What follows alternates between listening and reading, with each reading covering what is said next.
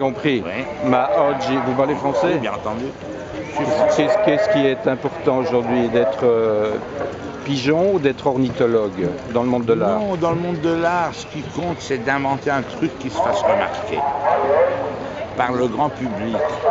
C'est-à-dire, il y a deux mondes parallèles. Il y a un monde de grand public transversal, populaire, où il faut se faire remarquer. Et puis il y a un monde d'élite où on n'a pas besoin de se faire remarquer, il faut qu'on se connaisse. Ce sont deux mondes qui ne communiquent pas. Qu'est-ce que vous pensez de l'idée de la curatrice d'introduire Tintoret dans l'entrée de... Ça fait partie de la formation après travail des écoles primaires. Ça s'est toujours fait. C'est une belle opération. Elle a fait une belle opération très helvétique de formation des jeunes dans l'après-midi des classes. Quand on fait les classes de recours. Alors on a un peu de visite au musée, puis il y a la partie pâte à modeler, puis il y a la partie vidéo où on voit l'évolution d'un tableau de Canaletto. Tout ça, ça fait partie de la communication de formation des enfants. L'art et communication finalement aujourd'hui. Oui, l'art de masse et communication. Puis l'art d'élite, non, c'est d'autres choses. La Fondation Pinault par exemple? Non, ça c'est la version coûteuse de la partie populaire. Pinault, est-ce qu'il est? C'est un homme populaire qui a eu la chance d'une vie incroyablement riche et d'une information culturelle normale, comme souvent l'ont les personnes riches. Pour devenir riche, on n'a pas beaucoup de temps à perdre. Alors c'est un homme qui n'a pas perdu de temps dans des bêtises comme savoir les choses. Alors il représente l'âme populaire dans sa phase riche. Et il n'y a pas de grande différence entre la partie d'éducation enfantine, il y a la partie riche de Pinault. Et puis si vous allez voir, il y a la partie des fêtes de foraines dans les Cordeliers. Que pensez-vous de cette 54e? Alors elle est nécessaire. Elle est nécessaire parce que le monde actuel est un monde très large, avec beaucoup d'espace, beaucoup de situations, et où une grande partie de la communication est virtuelle et l'autre communication est élitaire. Alors il faut de temps en temps un moment de convention populaire. Tout le monde se rencontre. D'accord. Tout le monde se rencontre. Votre pointage sur 10, le chiffre, votre cotation sur le travail de dans son but populaire, 9 sur 10. 9 sur 10. Et dans le but de l'art? Oh, ça n'a rien à voir. C'est autre chose. C'est quoi pour vous? L'art aujourd'hui se cache où? L'art ne se cache plus ici. Un des plus grands artistes de la génération surréaliste, qui est mort il y a 3 ans, Sébastien Matta. M'a fait une série de confessions l'année avant de mourir. Et la plus intéressante était la suivante. L'art d'aujourd'hui, ce n'est pas de l'art, parce que l'art est une chose plus grave. Oui, Malraux aurait pu dire la même chose, finalement. Non, mais l'un des meilleurs artistes qui expose ici, qui est Boltanski, je connais son travail parisien. La dernière exposition qu'il avait faite au Grand Palais était incroyablement émouvante. Elle était faite pour se rendre compte d'une tension.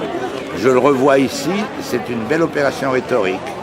Une machine qui fonctionne très bien, qui reprend toute la tradition de la fête foraine. Si vous allez voir la machine de Boltanski, ça vous rappellera les années où on allait, encore gosse, on allait faire l'autobox ou c'est une fête foraine. Mais finalement, pour qui travaillent les artistes aujourd'hui? Ce sont... Pour ceux qui les payent. Ils ont toujours travaillé pour ceux qui les payent. Dans le temps, mais toujours encore, il y avait des personnes très illuminées qui les payaient. Aujourd'hui, ils sont payés par les gouvernements, ils sont payés par les ministères, ils sont payés par les employés publics. Et ils ont le goût des employés publics. Cela n'est pas le point terminal, parce que nous n'aurions jamais eu ni Jean Cocteau, ni Masson, ni Dubuffet, si ce n'avait été dû qu'aux employés publics qui les payaient. Il y a une partie de l'art qui est une partie d'expérimentation de peu de personnes pour peu de personnes. Et qui, à partir de là, se diffuse dans le goût de beaucoup de personnes. D'accord. Il y a une partie d'art qui naît tout de suite pour beaucoup de personnes. Donc votre coup de cœur dans cette journée, c'est Boltanski? Oui, c'est peut-être l'opération la plus la plus sérieuse, même si là elle perd un peu parce qu'elle doit accepter les règles. Et les règles sont les règles de la fête foraine. C'est bien. Et qui dirige la fête foraine aujourd'hui? Un mécanisme transversal derrière lequel il y a une dizaine d'opérateurs financiers qui essaient d'investir et espèrent gagner beaucoup d'argent. C'est magnifique. Je vous ai fait une description acceptable. Vous êtes un ornithologue de premier choix. De premier choix. Hein?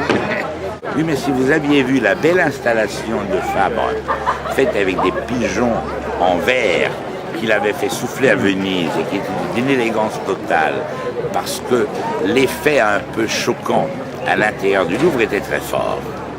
Mais le tout était compris parce que l'art a constamment besoin de l'équivoque. Il n'y a que l'équivoque qui génère la sensation artistique. Quant à l'équivoque, on substitue la banalisation de l'équivoque. On fait une fête foraine. Le pigeon empaillé, c'est exactement comme le lion qui pète de carton. Enfin, c'est même pas la fête foraine. Ouais. C'est l'âne qui rue quand on lui appuie sur le bouton. Et le pavillon italien, comment pensez-vous du choix de la sélection? Alors, le pavillon italien, vu que les Italiens n'appartiennent pas à la culture de la fête foraine, les Italiens appartiennent à la culture du curé, c'est d'autres choses. Le pavillon italien, c'est la fête patronale au village. Quand le curé fait une vente de bienfaisance et tout le monde est invité. Alors tout le monde est là. J'ai vu des dizaines et des dizaines de familles heureuses, comme à la fête, comme le jour du patron. Et puis ce qui manque, c'est qu'on le vende à l'enchère à la fin. Sgarbi a fait du bon boulot pour vous? Il a bien choisi ses artistes? Sgarbi est le meilleur élève de Berlusconi. Ah, il sait comme Berlusconi la façon dont il faut affronter la partie rurale des Italiens. Berlusconi n'est pas un homme de ville, il est rural. Vittorio est un homme rural. Ils comprennent jusqu'au fond l'Italie rurale. Que pensez-vous? L'Italie des curés. Que pensez-vous dans cette fête foraine du recyclage de gens comme Pasolini, par exemple? On rappelle tout, il y a toujours dans les fêtes foraines les images des saints. Hein? Il y a Saint-Rudolphe, il y a Saint-Machin, Saint autre chose. Il y a toujours un petit saint. Alors eux, ils ne le savent pas, ils sont morts. C'est pas grave. Mais vous ne m'avez pas répondu. Vous avez mal posé la question. Il n'y a pas de pensée de Pasolini récupérée. D'autant plus que Pierpaolo Pasolini n'avait pas une pensée très définie, c'est une pensée poétique.